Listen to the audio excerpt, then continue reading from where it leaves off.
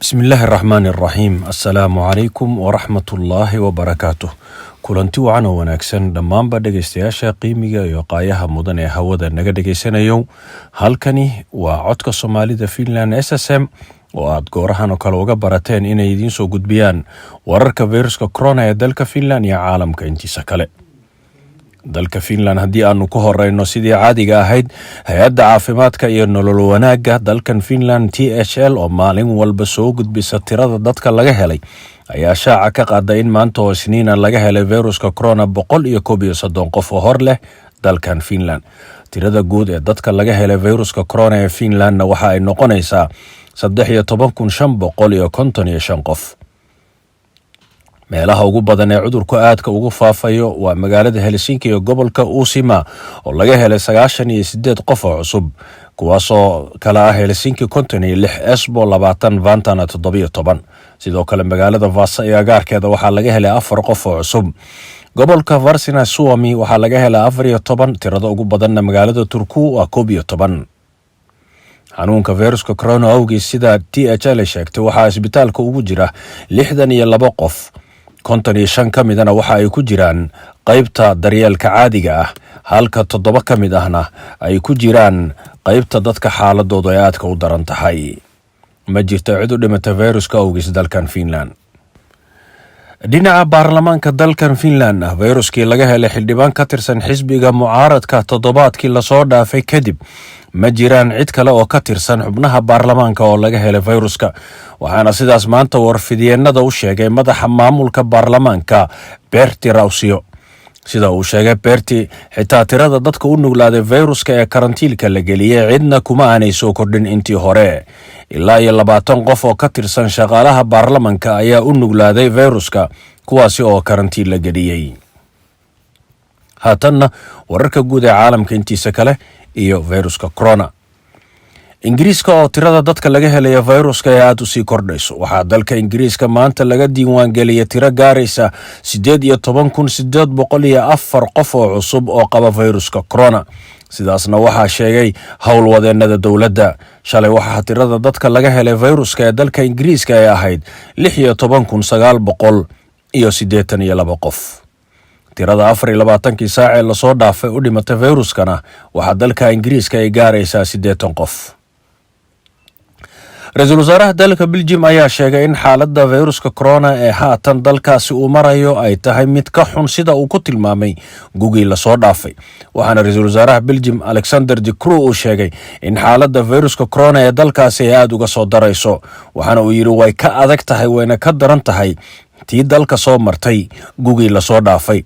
wasiirka caafimaadka ee dalka Belgium ayaa isaguna xaaladda haatan Belgium ka taagan ku tilmaamay in ay la mid tahay midii duufaanta ee tsunami ee dhacday sanada ka hor. De Croo oo waraysi siinaya telefishinka RTL ayaa sheegay in si dowladdu ay wax uga qabato arrinkaas la xiray dhammaan baararkii iyo maqaaxyihii muddo 4 toddobaad. shaqaalaha intooda badanna waxaa la geliyey buu yidhi shaqada dhanka internetka oo ay guryahooda joogaan. habeennimadiina waxaa dalka lagu soo rogay gebi ahaanba bandow dhanka socodka ah. maalintii axadda ahayd waxaa daryeel isbitaal ku jira dalkaas Belgium tiro gaaraysa 412 qof oo la xanuunsan viruska corona. kala bar dadkaas waxaa ku rakibnaa buu yidhi ra-iisul wasaaruhu mashiinka lagu neefsado, waxaana ilaa iyo haatan dalkaas Belgium u dhintay viruska corona 10,143 qof. iyadoo dalalka qaaradda Yurub intooda badan iyo kuwa kaleba ay xaaladda viruska ka soo darayso, ayaa waxaa jira dalal badan oo xayiraad ku soo rogay socodka dadka viruska corona awgiis. dalalkaas dhowrka oo caalamka ka tirsan ayaa lagu soo waramayaa inay bandow dhinacayso socodka ku soo rogeen dalalkooda xanuunkan safmarka ee ka jira ee viruska corona awgiis. dalka Slovenia ayaa dadka u diiday socodka habeenkii ah, waxaana diidmada socodka ay ka bilaabanaysaa 9 fiidnimo ilaa iyo 6 subaxnimo. waxaa tirada dadka halkii mar kulmi kara laga dhigay dalkaasi Slovenia 6 qof oo keliya. sidoo kale dalka Tunisia ayaa bandow lagu soo rogay, waxaana dalka Tunisia tan iyo intii cudurkan safmarka uu ka bilowday laga helay viruska corona 40,000 oo qof. bandowgan lagu soo rogay Tunisia ayaa socon doona muddo bil ah. dalka Wales waxaa isna la gelinayaa 2 toddobaad oo la joojinayo dhammaanba isu socodka dadka. Shaqaalaha intooda badanna waxaa la farayaa in ay shaqada ka wadaan guryaha. dalka Austria ayaa iyaguna sidaas la mid ah ku soo rogay dalka xayiraado aad u adag sida uu sheegay ra'iisul wasaaraha dalkaasi Sebastian Kurz. waxaa gudaha ku kulmi kara oo kaliya 6 qof, dibaddana waxaa la ogol yahay inay ku kulmaan 12 qof oo kaliya. sabtidii la soo dhaafay waxaa laga helay dalka Austria 1774 qof oo qaba viruska corona. dalka Polandna xaaladda viruska corona ayaa la sheegay faafisteedu inay aad u sii kordhayso, waxaana haatan dalkaasi ay qorsheynayaan in garoonka weyn ee kubadda cagta ay ka dhigaan isbitaal. sidaana waxaa sheegay afhayeenka dowladda Peter Muller. afhayeenku wuxuu intaa raaciyey in qolalka shirarka ee garoonka la dhigi doono 500 oo sariir, waayo waxaa si aada u sii kordhaysa buu yidhi tirada dadka laga helayo viruska corona. sidoo kale virusku waxaa la sheegay inuu aad ugu faafay dalka Ukraine, waxaana ay sheegeen wasaaradda caafimaadka howladeena ka tirsan in tirada dadka laga helay haatan ay kor u dhaaftay 303,000 oo qof. 24 saac la soo dhaafana waxaa dalka Ukraine laga helay viruska 4,766 qof, waxaana uu dhintay viruska tan iyo intii ay hawshan bilaabatay 5,673 qof. dalka Jarmalka waxaa maanta laga helay 4,325 qof kuwaasoo qaba viruska corona, sida uu sheegayna macadka Robert Koch ee cudurrada faafa. waxaa tirada guud ee dadka laga helay viruska ay gaaraysaa 366,299 qof, iyadoo tirada dhimashaduna tan iyo markii xanuunkan safmarka uu bilowday ay gaarayso 9,789 qof. tirada guud ee caalamka oo dhan haatan laga helay viruska ayaa gaaraysa 40 milyan oo faafista viruska corona ah, waxaana sidaa sheegtay wakaaladda wararka ee AFP. kala bar tiradaasi faafista ee caalamka waxa ay ka kala jiraan dalalka Mareykanka oo laga helay 8.2 milyan, Hindiya oo laga helay 7.6 milyan, iyo dalka Brazil oo laga helay 5.2 milyan. ugu yaraan 2 milyan iyo bar oo faafista cudurka ah waxaa la diiwaan geliyey 7 beri ee ugu dambeysay, waxaana tiradaas badan ee soo baxday kadib markii aad loo kordhiyey baarista cudurka.